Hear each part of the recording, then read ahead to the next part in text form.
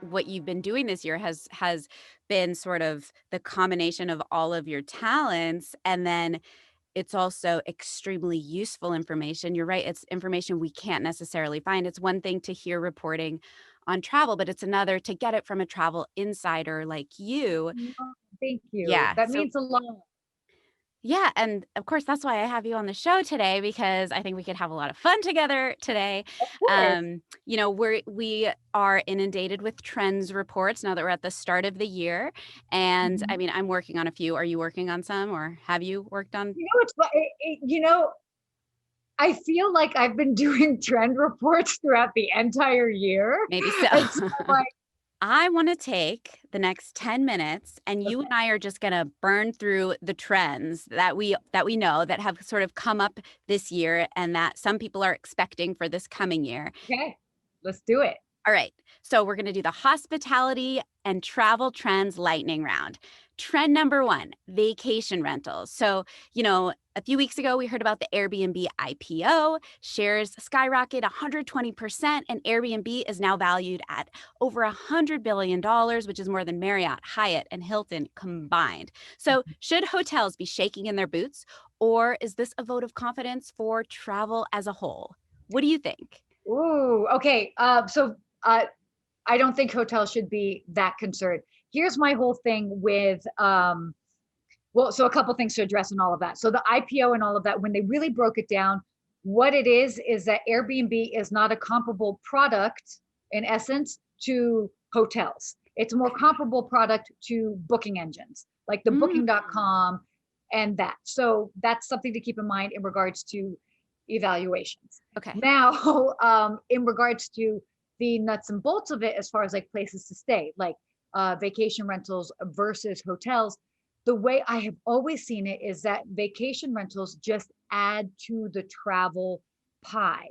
Now, because for various reasons, they might be a more ideal option for somebody, whether they're not as expensive to stay at, or maybe somebody's traveling as a family and it just makes more sense. Maybe they're on a longer stay. Yeah. So, that being said, I've always encouraged hotels to maybe even look at those travelers that stay at those vacation rentals and try to draw them in a different way.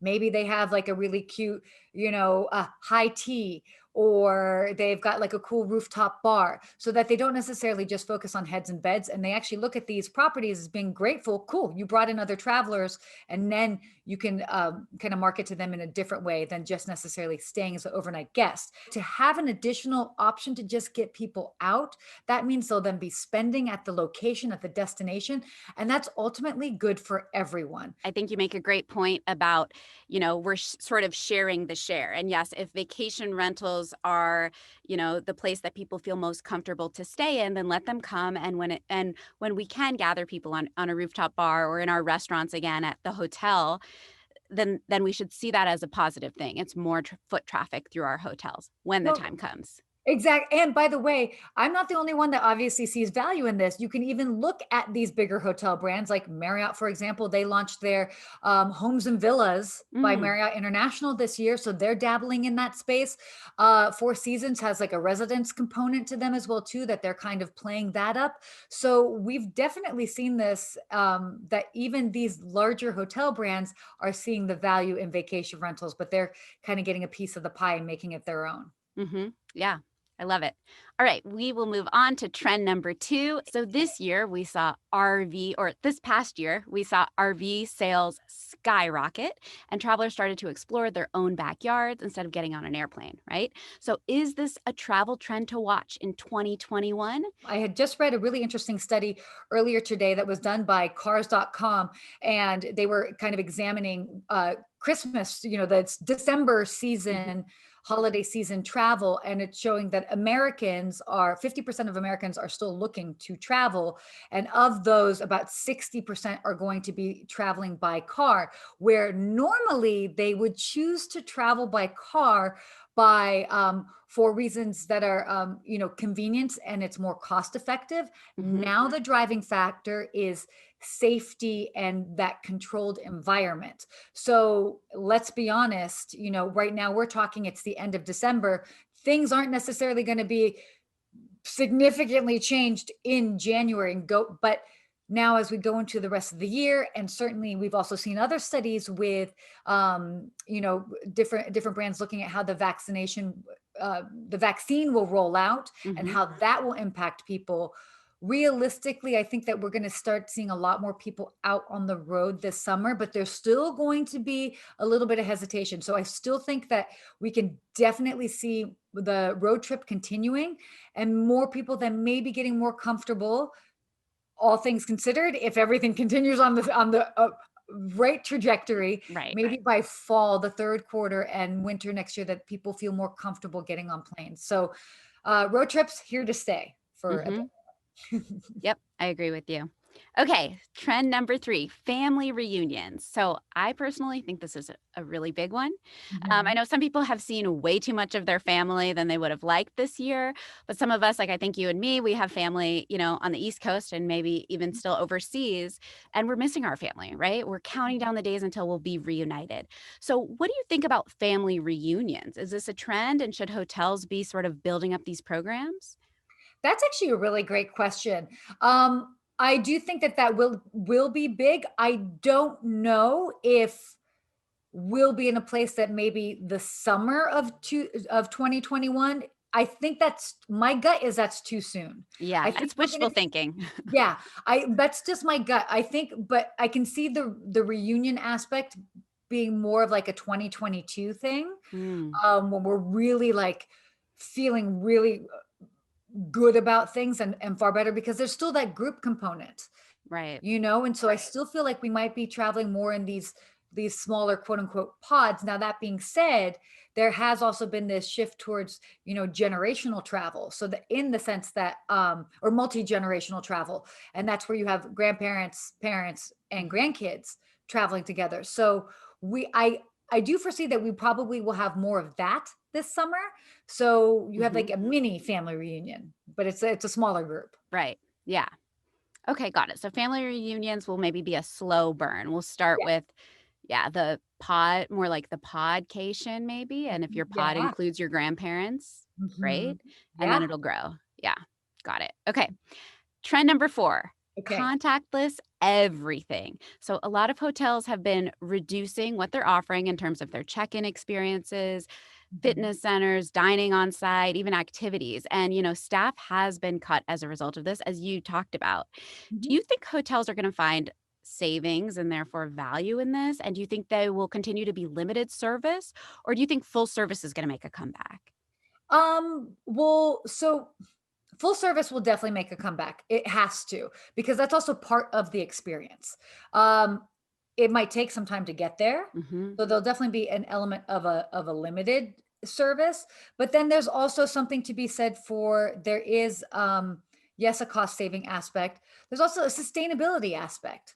And that was certainly a trend and an awareness that we had prior to 2020. It was something that a lot of hotel brands and even travelers were being very mindful of. And again, I think that this year has accelerated that. I think what you're saying is sustainability ended up being this healthy byproduct Mhm. of the contactless service. And Exactly. then we can also break apart sustainability as its own. So we will Yes. do that. But first, trend number five, Yeah.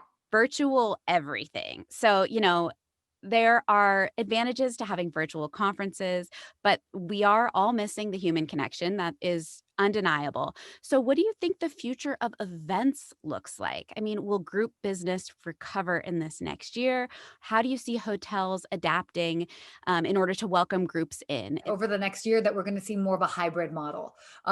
Not only I am saying this, but also again other hotel brands, and I'm mentioning them again just because I literally happened to talk about it this morning. But Marriott also just came out that because they have been testing out their sort of events programming, and they had in November they did basically a hybrid in-person and virtual event, and that seemed to go very well. So I think they're going to kind of continue on this model. And then more recently, what they've expanded on their program, and then they're going to offer different options, which will depend on market. meeting or event type and all of that, that the people that are hosting the event can choose whether it's having their attendees take COVID tests prior to arrival, upon arrival, somebody there to help administer. That will be a little bit more of a tiptoe as opposed to a full blown going into it. Mhm. So again, more of these hybrid.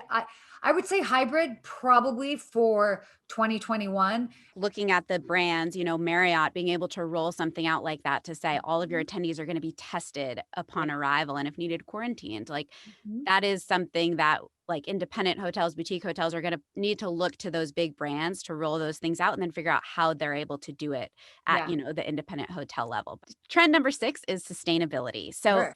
for me, sustainability is more than a trend. As we talked about, maybe it was a healthy byproduct, but of course, it's more than that. Jessica Blotter came on my podcast in December. She started a company called Kind Traveler, the first give and get hotel booking platform. You probably heard of it. Mhm, I just thought it made so much sense that hotels become socially responsible within the communities they inhabit. And yeah. then travelers are also invited to be more mindful too. It was just like this incredible fit, especially this year. So, what do you think about sustainable travel? Is it gaining steam? Yeah, I 100%. Would definitely. I mean, if anything, again, as I had mentioned before, we saw this was something that people were being very mindful of and aware of. And it's also you can look at that just sustainability as a trend across the board, as far as the businesses that have more of a component where they give back, like the example of like Tom's shoes. Mhm. We see that millennials and younger support and promote brands that give back and actively give back. So again, we're seeing this across the board and it certainly applies to hotels.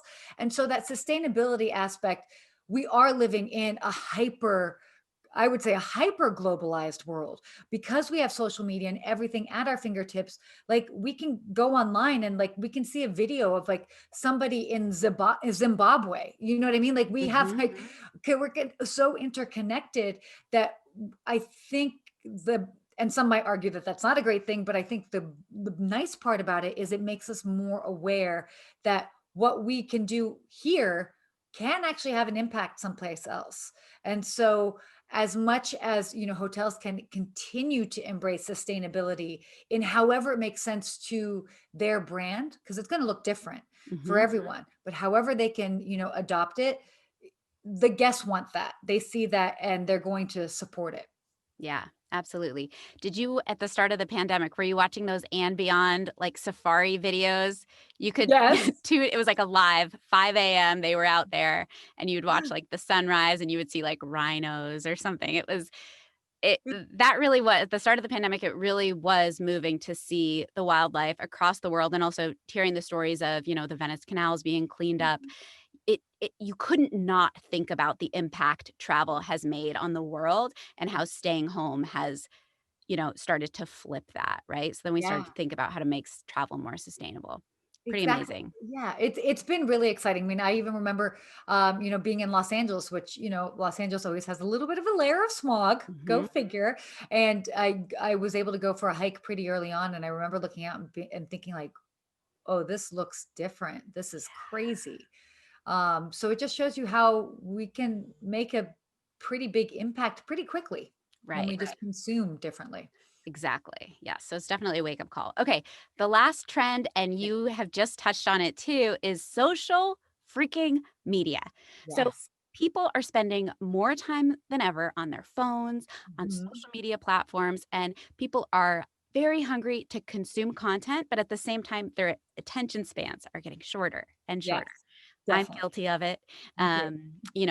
So I see social media as a massive trend when it comes to marketing hotels and destinations because this is where people are spending their time. So we need to be on these apps. I mean, Mhm. and also this effort, it doesn't cost a fortune. So it's sort of pandemic friendly. It's minimal budget Yeah. friendly as compared to traditional media. And Mhm. it can actually be equally effective, maybe even more effective. Yeah. So, what are your thoughts on social media? For anybody that might have been on the fence about it, prior to this year because we basically have moved so much of our businesses online. I mean, you've got, businesses that are able to, clothing businesses or, brick and mortar that they can put their shop online. Mhm. And, people that are seeking out digital experiences. It's been a great way to get messages across. Hotels, if they're smart about it, and if they think about that in curating their experiences that they offer at their property, if they think about, social media, maybe even if they're doing, a renovation, and it's like, okay, what sort of like little cute things can we do? You can do so much with social media. It's such a great way to connect with people. Mhm. So, it's obviously, I mean, it's here to stay. I think there's going to be more of a socially conscious a- aspect of it. Mm, That's where it's going to change because like it's been blown up. And there are a lot of negative opinions about right. social media or how it might be distorting different images or ideas or of things and of people. So I think that, we're going to continue to see it grow, but it's just going to be a little bit more mindful as far as what we're posting. I think that shift in social media this year with Instagram Reels, with, Mhm. LinkedIn stories, IG stories, obviously TikTok, that's the trend. And these platforms like Instagram, they are serving that more like native, organic feeling content. It's just interesting how the platforms are also working to try to evolve this in a way that's more genuine and, honest reporting, I guess. Yeah, yeah, yeah, definitely agree. It's going to Very be a cool. good year. Okay, so Sarah, are there any other trends we didn't touch on that you want to throw in? This year, the most overlooked change I think that happened in travel was the elimination of change fees and more flexible cancellation policy. Oh, yes, let's Huge. Yeah, applaud that. right? Like that, because that's like real practical stuff. Like the other, and that ties into consumer behavior. It also ties into, allowing consumers to feel more comfortable, giving them that peace of mind that they can book and maybe something might come up. Now, how long that ends up lasting, I'm not sure exactly. Mhm. But I have to say, adding that flexibility has changed the game so much because how many of us have dreaded booking something and then it's like something changes and it's like, oh, I have to like pay a cancellation or a change fee for this, or Right. there's a penalty. And then, that's why I was always have been, for multiple reasons, but I've always been a big proponent to travelers of book direct, Mhm. because if you book with a third party, now you're paying two cancellation fees or two change fees. Like, so keep it simple, for as far as like for consumers. So I think that was a huge thing, and I'm curious to see how that evolves. Yeah, that's so true. I hope that that doesn't go away because it does allow us to make plans for the future and not feel, worried that something's going to change. Mhm. And it helped to meet travelers where they were because it's like we're already nervous about travel, but, Yeah, removing those fees made it a little bit easier to try, to plan and to be optimistic about a future trip. yeah, absolutely. How to share